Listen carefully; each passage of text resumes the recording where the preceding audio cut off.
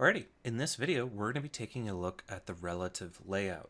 Now, the relative layout is a lot more complicated than the linear layout that we used in the previous videos, but it's also a lot more flexible. And I highly encourage people to get a good feel for how to use it because it can lead to some massive performance improvements, which we'll be taking a look at here momentarily. Now, when we build our app, we're going to be using the relative layout in virtually all of the views. So you guys will be able to get a really good kind of overview of how to use it in practical examples as we go along. But I wanted to get it out of the way, and I wanted to set up some terminology in a quick little video about how to use it. So let's go ahead and just jump right in. I'm going to create a new Android Studio project, and I'm going to call it Views Part 3. You guys can call it whatever you want if you're following along. And then I'm going to hit Next. I'm going to go ahead and leave the compatibility the way it is, so hit Next. And then I'm going to select Blank Activity, hit Next, and then I'm going to leave this as Main Activity and hit Finish. I don't want to worry about building up my own activity in this particular video. So we're going to go ahead and let Gradle do its thing. If you guys are curious, basically all it's doing is it's pulling down all the dependencies that have been described by the Gradle build file that was automatically generated by Android Studio. So you definitely want to go ahead and make sure it's finished doing whatever it needs to do before you start playing around with the Android Studio. So as you see, it's still executing some tasks. Now Android Studio is indexing some symbols, and now it's done. Okay, so what you should see now is your layout file. If you don't, just hop over to your resource folder, your layout folder, and then your activity main.xml file. So like what we're going to be doing for pretty much all of the series, except for we're going to head back here in a second in this video, but we're going to go ahead and jump over to the text tab down here because we're going to be working with the source of our view file itself. And just for some more room, I'm going to collapse my project window. So I'll go ahead and remove this initial text view that it gives us. And do you see that we're already in a relative layout? Because it's so commonly used in most of Android's views, the Android Studio decided to automatically generate us a layout file that uses the relative layout. Now, I want you guys to ignore the relative layout at the top because we're not using that just yet. What I want to show you guys is an example of a layout created by stacking two linear layouts together to demonstrate a very common sort of design pattern in the actual sense of design, not of programming, that you will see in many applications, which is an image followed by a title and a subtitle under or next to it, stacked horizontally. So let's go ahead and accomplish this with what we know already with linear layouts. So what I'm going to do here is I'm going to say linear, open up a linear layout, again capital L, and hit enter so that I get my layout width. Now my layout width, I'm going to select, let's just do, this is going to be important. I want the layout width to match parent and layout height to wrap content. So the size of the linear container is only, or the linear layout is only going to be however big it needs to be to have its content. Also, this is another good example of something we haven't done yet, which is putting a view group inside of another view group. Now, because view groups are views, they can be nested inside of other view groups to accomplish more complex layouts that you might not otherwise been able to. So inside the linear layout, I'll definitely want to go ahead and give it an orientation. Now, I'm going to give it an orientation of horizontal, because remember, what we're doing is we have an image that's going to appear on the left, and then we'll have a title and a subtitle appearing on the right. Next up, I'm going to open up an image view. Now, we haven't talked about the image view, but really the image view is pretty boring. We'll have a discussion about the different scale parameters at some point, but all in all, the image view does what it says. It presents an image. So I'm just going to type in capital IMAGE and hit enter so I get my image view. As far as the size of this particular image view, I'm going to say wrap content and wrap content, meaning this image view is going to be however big the image is that I tell it to render. So on that note, how do we get the image view to render an image? Well, there's this convenient property called source, src. So if you just type in src and hit enter, you'll get the Android prefix for you, or you can type in Android:src, whichever way. And what goes in here? Well, what goes into source is going to typically be a reference to a resource. So a resource being something that you have inside of your res folder. Now in this case, we fortunately have a thing that acts as a drawable already there, our IC launcher, which is the little Android dude which shows up in our launcher when we deploy our app. And we're going to be using that guy. So what I want to do is I want to, for the source of this image, to reference the IC launcher, mipmap.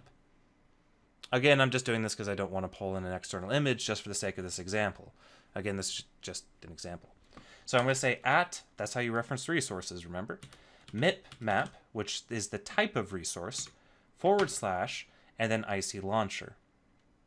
And now by referencing that particular resource, we see on the right-hand side in our preview, a big green Android dude appeared.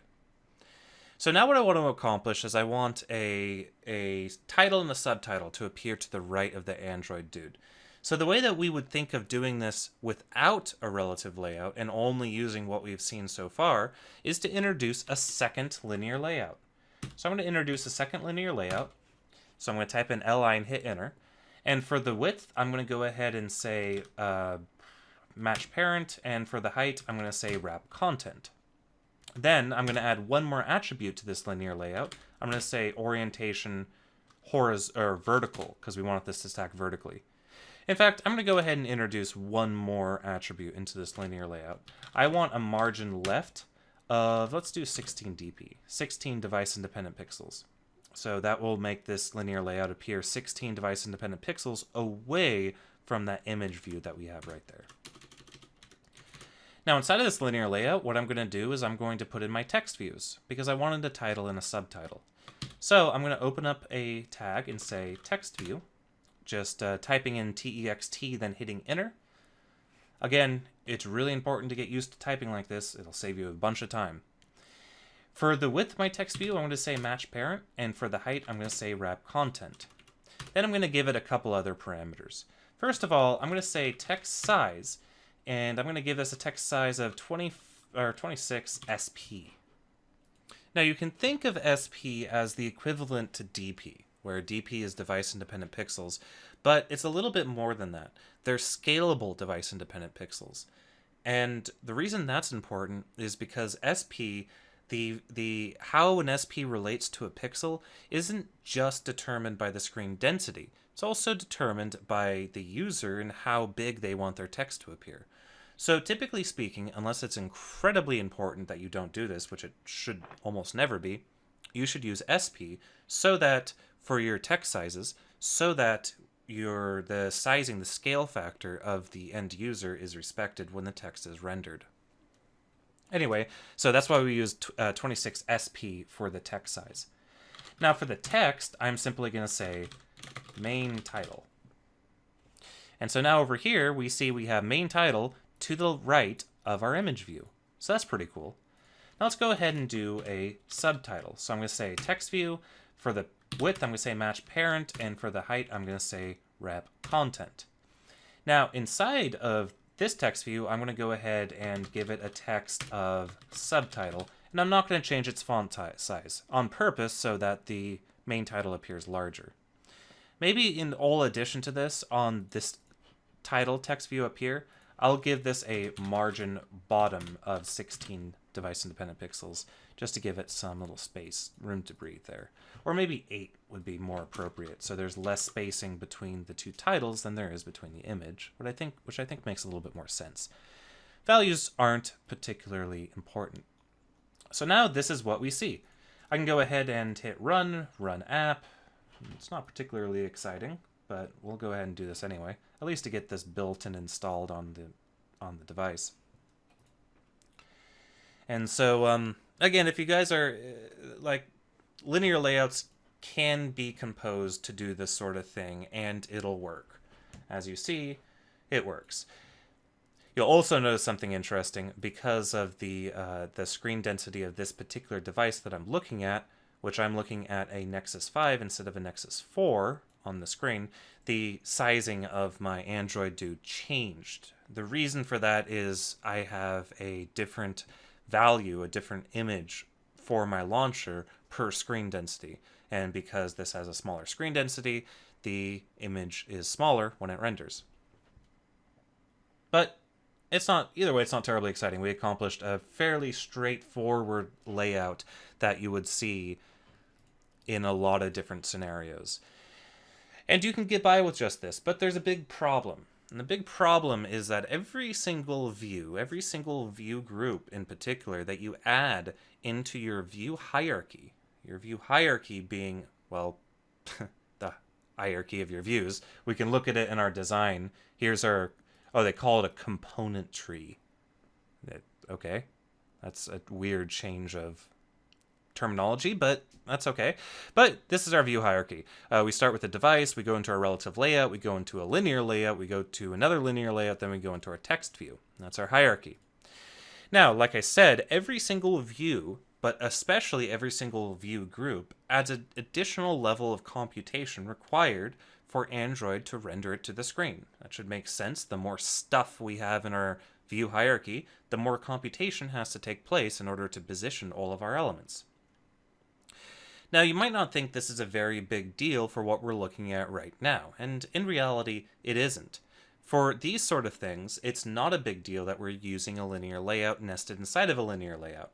It's still not very elegant, nor flexible, which we'll see very shortly here, but ultimately it's not particularly bad. However, imagine this particular view hierarchy, starting with the topmost linear layout, was nested in a list view, where every single item in that list view has this particular hierarchy. Now, depending on how big or small our screen is, depending on how many items we can fit on the screen at the same time, we're repeating this exact same inefficient hierarchy over and over and over again multiple times. In fact, we should be able to see warnings about this. I do believe it's when it warns you, sometimes it doesn't. Sometimes it does, sometimes it doesn't detect this pattern that we have here. Because this pattern that we're looking at is so common that sometimes it'll tell you, you should use a relative layout instead. Which is why we're here. We're here to talk about how awesome relative layouts are. So, yeah, that's the first example. Let's go ahead and nuke this entire linear layout and see instead how to do it with a relative layout. So I'm going to go ahead and this entire linear layout, I'm going to select this and I'm going to delete it. And we're going to rewrite it using a relative layout. Now, what's really nice is the Android Studio decided to give us a relative layout as the root of our view. Anyway, because it's so commonly used, they decided to have that be the default root view group, which we see right here, or default root view. The root element, by the way, does not have to be a view group. If you literally just wanted to display one image or at the top left corner or whatever, you could replace this with an image view if you wanted to. But regardless, we have a relative layout to work with, meaning we can now code our layout using this parent relative layout. So let's go ahead and start. Now the first thing we want to do is I'm going to say image view, and I'm going to say wrap content, just like what we did before. The image view itself is not going to change. Then we're going to say source, and then I'm going to say mitmap and IC launcher. Now, remember back when I said the image view is not going to change? Well, I actually lied. There's one more thing we need to do. And to do this thing, or the thing we need to do, will become apparent once I explain how relative layouts work. Now, relative layout is all about being able to position elements or views relative to each other. Which, I mean, it's very well named view group, honestly. And it does so by giving you the ability to tell an element that it should align itself in some direction relative to another element. Now, how would we do that? So, for example, if I wanted to say, let's make a text view and let's make it to the left of this image, or to the right of this image, rather, how would I reference this image view? Well, not surprisingly, we use IDs for that. Just like how we use IDs to reference views from our Java code, we use IDs in relative layouts to reference other views. That means, in order to do this example, I'm going to have to give this image view an ID. So let's go ahead and type in ID and hit enter. And then I'm going to say @+ID/. Now get used to that. Just memorize this, @+ID/, because you're going to be typing that a lot when working with Android. In fact, I think there's a... Yeah, we can just hit the down arrow and hit enter. Or do that if you're lazy, I guess. which you should be because you're a programmer. Anyway, so now what we have to do is we have to actually give this image view a name. And the name I'm going to give it is activity underscore main underscore image. So activity main underscore image, and that's again coming back to the scheme that I use for naming things in Android views. Okay, so let's go ahead and make our text view now. So I'm going to say text view. For the width, I'm going to say match parent, and for the height, I'm going to say wrap content. For the text, I'm going to say main title. Now for the font size, or text size, sorry, I'm going to say 26 SP. And now we see some problems here. This obviously doesn't look quite right. Basically, on a left to right device, a device configured for left to right rendering, what's going to happen is the image view and the text view are going to overlap each other because we haven't specified any additional layout parameters to tell the relative layout to do anything different. So they're just going to overlap each other. And another interesting thing to note, you'll notice that they overlap each other based on where they appear inside the view hierarchy. Meaning, if this text view appeared before... didn't mean to do that. If this text view appeared before the image view, notice how the image is now in front of the text view. That's just a quick aside there, but that is deterministic behavior. So if you are ever intending to overlap a view with another view, make sure the view that you want on top is defined to last in your view, no matter what kind of layout groups you're using. Anyway, so now the question is, how do I get main title to the right of that image view? Well, really not surprisingly, it is going to be layout to right of inner, and then we have to specify an ID resource. Okay, so a couple of things I need to talk about in a second, like where did this layout to right of even come from, blah, blah, blah. I do want to point out another really quick tip that'll save you a whole lot of time, and that is how this autocomplete menu works, and it works very simply. I can just type in main image, for example, and notice how it completes the beginning, the ID, the at ID / activity underscore. So it'll save you a lot of time if you just don't even worry about typing in at ID / and then the prefix for the activity. Just type in, even if I type in main, it comes up. So go ahead and do that, hit enter, and now look what happened. Now you see layout to right of, it is now to the right of that thing. So where did this come from? So this layout to right of. Now, again, this is a layout parameter. Just how layout gravity was the layout parameter of the linear layout, layout to right of is a layout parameter of the relative layout, meaning it only makes sense when we have it specified in a view that appears as an immediate child of the relative layout. So if I had a nested linear layout, for example, I would not have access to layout to right of because that text view would then be owned by the linear layout. But because this text view is owned by a relative layout, we have access to that attribute. And then again, this attribute doesn't tell the text view anything. This attribute is passed to the text view, but it isn't used by the text view to do anything. It is additional metadata that is accessed by the relative layout, so the relative layout knows how to position its children. So, what exactly does layout to right of do? Well, layout to right of, well, it positions it to the right of the specified element, but in more formal terms. Now, me describing this in more formal terms will make more sense as we continue on with this video, but in formal terms, what's happening is the left side of this box, the left side of this view, gets aligned to the right side of this view. So the left side of this gets aligned to the right side of this. Anyway, now you'll notice that there is going to be a slight problem. There's no margin. So how do we specify margin? Well, there's two ways. I can give the image view a margin right of 16 dp. And you notice that the relative layout respects the margin right of the image, pushing the title away. Or I'll give the text view a margin left of 16 dp. Both accomplish the same thing. For the purpose of this demonstration, however, I'm going to stay with this example. I'm going to have the text view have a margin left of 16 dp instead of the image view having a margin right of 16 dp. You'll see why in a moment here. But anyway, that is the most basic way to use a relative layout, positioning our things to the left of or to the right of or above or below a particular element. In fact, if I hit enter here and I open up my autocomplete, I can do layout underscore and I can see all of the additional parameters that I can now specify because this view is a child, an immediate child of the relative layout. So we have our margin stuff, and we already know we use that all the time anyway. That's irrelevant. But the other stuff, like to left of, to right of, align start or align right, align parent top, blah blah blah. There's also like center horizontally, center in parent, center vertically, and all that fun stuff. So you can go and for all that stuff, it's pretty self-evident. We're pretty much just going to cover an example of one of those things each as we go along.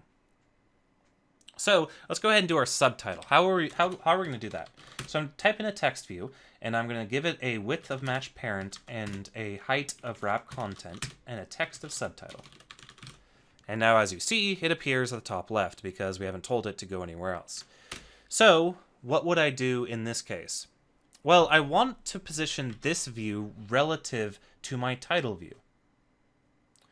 So in order to do that, I'm going to have to give my title view an ID. So let's go ahead and do that. So on the main title, by the way, if you ever get confused about where your layouts are or where your particular views are, it's a really handy feature of this preview window just to be able to click on the view. And now notice that my keyboard cursor is now selecting text view. Anyway, let's give it an ID. So I'm going to say ID plus / blah blah blah activity main title. Now for this text view, what am I going to do? Well, we want it to appear below the main title.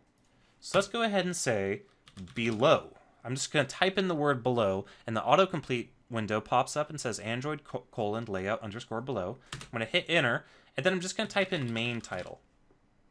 And then hit enter, and that'll autocomplete the layout below. Now that really isn't what we're looking for here, because you see it's not respecting the image. So you might think, well, let's just do what we did with the main title. Let's say to right of, again, I'm just typing in to right of and hitting enter, and the rest comes up there. To right of image, activity main image. Well, we have a problem here. So this is the reason why I wanted to do the margin on the title instead of the image, because as you see right here, our title and our subtitle aren't aligned properly. Because this title has that margin, the subtitle doesn't. So what's the answer to this? We could certainly re-hardcode back in the margin on the subtitle and say a margin left of 16 device-independent pixels. But a better solution in this particular case is to not do that, to prevent us from having to repeat that number a bunch of times. Another solution, instead of saying to right of, let's do kind of the opposite of to right of. It's align left. So if I say align left and then I say main title, look what happens. Now remember when I said the interesting thing is when we do the to right of, above, below, or to left of, that's aligning the left to the right of the other thing? Well, the align left, align top, align bottom, and align right, what those do is those align that axis with the corresponding axis of the element that we specified. So this is bringing all the way the right side, or the left side of the subtitle, all the way to the left side of the main title. And now to complete this example, I can come here onto my main title, and I'm going to say margin bottom 8 dp. And now we have a layout that is identical to what we had before. So a couple other interesting things to note. You note that I do have match parent as the layout width for these text views, but you'll notice they're not matching the parent. That's because the way the relative layout works, whatever element it's aligned to takes precedence over the fact we told it to match parent in the width, and the same is true for the height. So in this particular example, the width is less than the parent because we've aligned it to the right of another object. Anyway, yeah, so that is the relative layout, at least the most basic examples of using the relative layout. If we go back into the design view, look at our view hierarchy. Now, all we have is our device, our parent relative layout, and then 3 elements inside of it, thus flattening our hierarchy and making it more efficient, especially if this particular view was repeated multiple times due to it being put into a list view. So if we come back here to the text view, there's something I want to point out. So I've been talking about left, right, top, bottom a lot, and I've been failing to mention the existence of end and start, which in reality is what we should be using. The reason we're not using that is because this app, when I created it, targeted Android 4.1 and not 4.2. In Android 4.2, a lot of this view stuff, where we talk about the start or the left or the right of something, such as margin left, margin right, to left of, to right of, a lot of that stuff was replaced with end and start. So instead of to right of right here, we would say to end of. Right?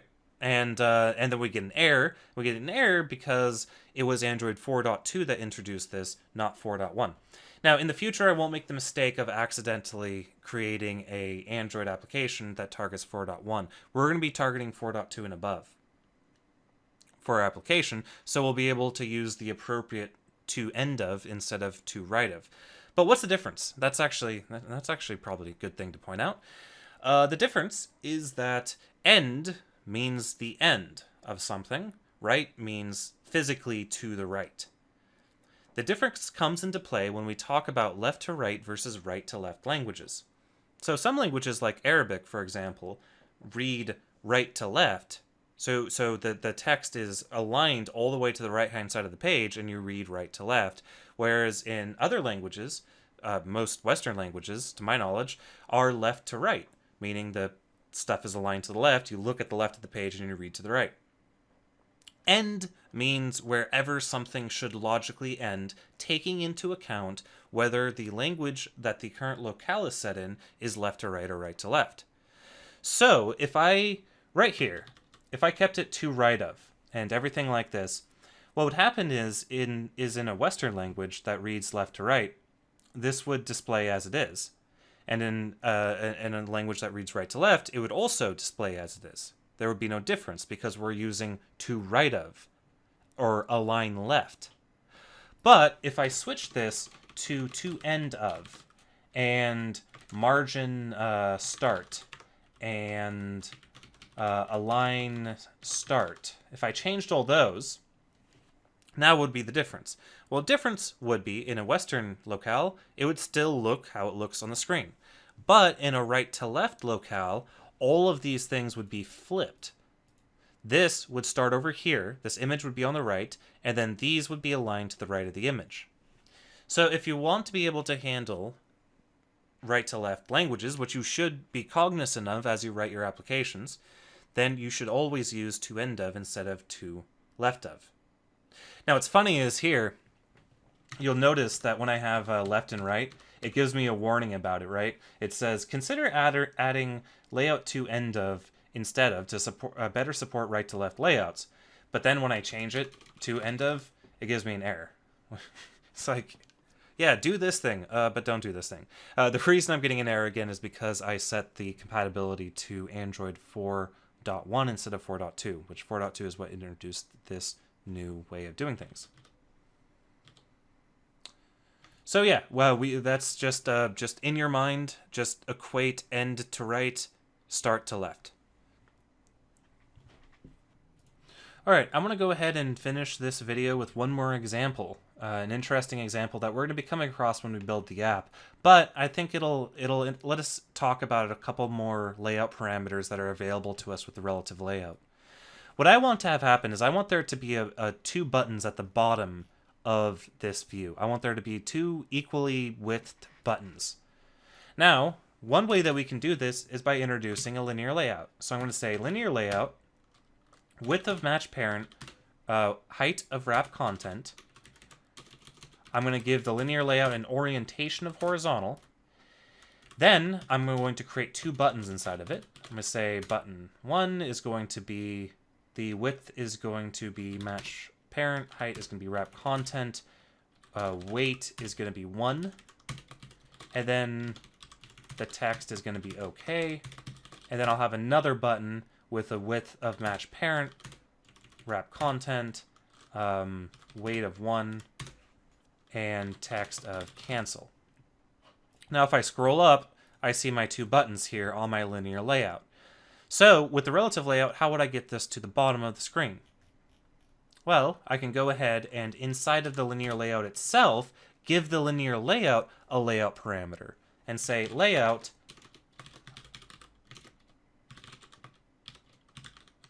align parent bottom true. So that will take this layout and it'll shove it all the way down to the bottom. So now we have our two buttons here at the bottom. Now, what does align parent bottom do? Well, all the align parent things are booleans. So like align parent bottom, end, left, right, start, and top, they're booleans, and they just specify, do we want to align the bottom of this view to the bottom of my relative layout? Now, there's a better way to do this, a way that doesn't involve introducing a linear layout. I just wanted to show you guys exactly what it is I wanted to do for this particular example, and then show you guys how we could accomplish the same thing without introducing an additional view. Now, your first instinct may to do something like this. Let's go ahead and remove our linear layout. I'll go ahead and create a button, and I'm going to give it a width of wrap content and a height of wrap content. Then I'm going to give it a text of OK. I'm going to give it an ID of ID/activity main OK button. Then I'm going to say align parent bottom true. Then I'm going to create another button with a wrap content and a wrap content in the height and the width. I'm going to give it a text of cancel. I'm going to then give it a layout align parent bottom of true. And then I'm going to say to right of OK button. Well, that doesn't quite look like what we want it to. Now you might be thinking, well, what if I give a layout width of match parent on both of the buttons? Well, that doesn't quite do what we want it to either. You notice that we're not quite getting it to be a split view between the left and the right, where each is taking up equal amounts of space. Okay, so what do we do instead now? Like, how do we accomplish this with the relative layout without introducing a linear layout? The answer is a very common technique of introducing a dummy view. Let's go ahead and do that. What I'm going to do is up here underneath the text view, I'm going to instantiate a view. Now, not an image view, not a text view, not a button, just a view. What is a view? Well, a view is the base class to all these other views, and it doesn't do anything. It can be positioned, but it doesn't do anything. So I'm going to give it a layout width of 0, dp, and a layout height of 0, dp. Then I'm going to give it an ID of ID/activity main dummy view. Now, what am I going to do with this dummy view? What I want to have happen is I want this view to be all the way down, centered horizontally in the parent and at the bottom. In fact, I don't even need to have it at the bottom. I just need to have this view centered in the parent. So I'm going to say center horizontal equals true. So what does that mean? That means this view is 0 dp by 0 dp, and it's in the center horizontally of the parent. Now, what does that let me accomplish? Well, using the relative layout, I can now position elements relative to that dummy view, even though the dummy view has no content and is 0 dp wide and 0 dp tall. So how do I do that? Well, right here with my OK button, instead of saying, or in addition to saying align parent bottom, I can say to left of dummy view and hit enter. Now check that out. Now it all works. I'm going to do one more thing here, but you'll see it does work. where we now have the OK button being split and the cancel button being split. However, in the cancel button, I don't want to say to right of OK button anymore. I would rather have a dependency on the layout position of the dummy view. So on the cancel button, I'm going to say to right of dummy view. And now we are positioned properly. And if I want some space on the OK button, I can say margin right is 8 dp, or how about let's do 4 dp. And then on the cancel button, I can say margin left is 4 dp. And now we have some spacing in between the two. And now if I hit run, we will have our relative layout with an OK and a cancel button. All right, so if we go ahead and hop back into the design view, we now see our view hierarchy. So all of this really cool stuff that we see is all done inside of one view group, which again makes it more performant than having multiple nested view groups inside of our layout. All right. So I think that pretty much wraps up all I wanted to say in this video. There's not a whole lot else to it. You guys are going to see a lot of examples of constructing views. In fact, the whole point of us building an app is going to be to show you guys and to really drive home how to compose views to make more complex examples. So if you're looking at this and saying, oh, well, I guess it's cool that I can do this particular thing, but I'm not sure I understand how to, do this in more complex scenarios, we will see a lot more complex scenarios. So I guess until the next video.